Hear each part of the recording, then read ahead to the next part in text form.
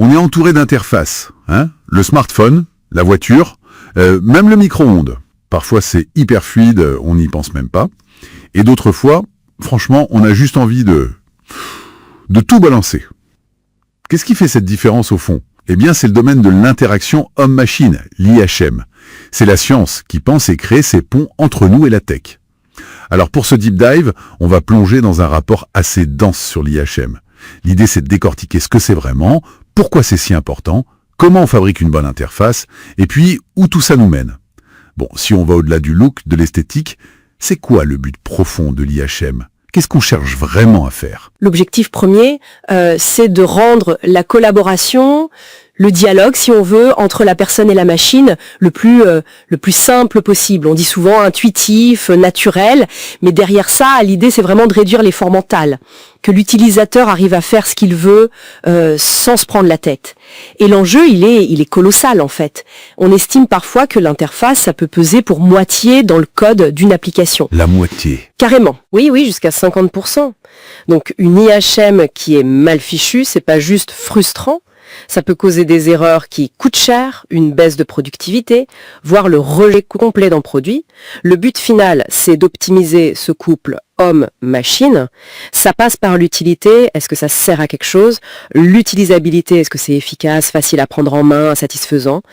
Ça, c'est défini par des normes d'ailleurs comme l'ISO 9241-11 et puis l'adaptation au contexte d'utilisation réelle. Donc oui, c'est un impératif stratégique, clairement. D'accord. Donc si l'humain est au centre de tout ça, il faut bien comprendre comment il fonctionne, non? Comment on pense, comment on réagit. Ah mais c'est fondamental, c'est exactement là où des disciplines comme la psychologie cognitive entrent en jeu. Comprendre comment on perçoit les choses, comment notre mémoire marche, comment on résout un problème. Et puis l'ergonomie, bien sûr. Son but, c'est d'adapter le système à nous, pour éviter la fatigue, la surcharge d'informations, ce genre de choses. On a d'ailleurs des outils pour ça, des guides. Par exemple, les heuristiques de Nielsen, ce sont des sortes de grands principes, comme s'assurer que l'utilisateur sait toujours où il en est, ce que fait le système, ou encore les lois de la Gestalt, qui expliquent comment notre cerveau organise ce qu'il voit, comment il regroupe les éléments. Tout ça, ça nourrit une démarche qu'on appelle la conception centrée utilisateur, la CCU. Et le but de la CCU, c'est d'améliorer l'expérience utilisateur globale, l'UX, comme on dit souvent. C'est là que ça devient particulièrement intéressant, je trouve. On a vu l'évolution, les boutons, puis les écrans tactiles, le cloud maintenant. C'est quoi la suite? Vers quoi on va? Alors, les tendances actuelles sont, oui, assez passionnantes. L'intelligence artificielle, l'IA, s'intègre de plus en plus. Ça permet d'avoir des interfaces qui apprennent, qui s'adaptent à nous, qui anticipent même un peu nos besoins. Pensez aux assistants vocaux, à la personnalisation des contenus. Oui, bien sûr.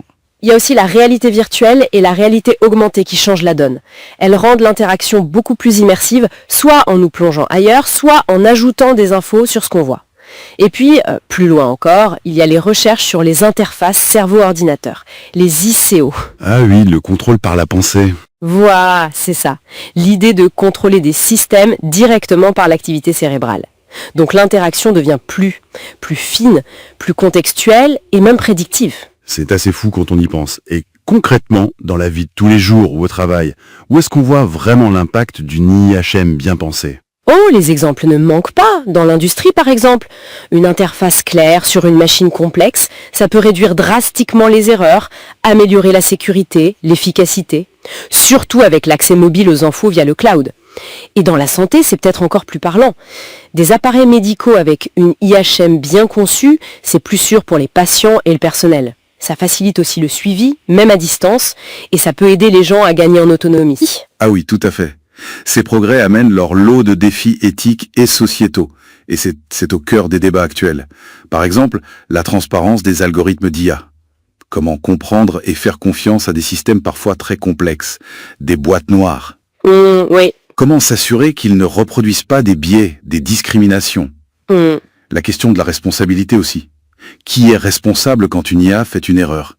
Et bien sûr, il y a toute la question de la protection de nos données personnelles, de la vie privée, et l'impact global sur l'emploi, sur la société. Ce sont des enjeux majeurs. D'accord. Donc, pour faire une petite synthèse, L'IHM, c'est bien plus qu'une simple question de design ou d'apparence. C'est vraiment une science complexe, à la croisée des chemins entre la technique, la psycho, le design. Et c'est essentiel à notre interaction quotidienne avec le monde numérique. Exactement. Et je dirais même que la question qui se pose de plus en plus, alors que ces interfaces deviennent intelligentes, qu'elles anticipent nos désirs, et qu'on parle même d'interface cerveau-ordinateur, la question fondamentale qui reste, c'est comment on s'assure que toute cette technologie reste vraiment au service de l'humain? Comment garantir qu'elle respecte notre autonomie, notre vie privée, nos valeurs, l'équité, tout simplement? C'est le grand défi, je crois.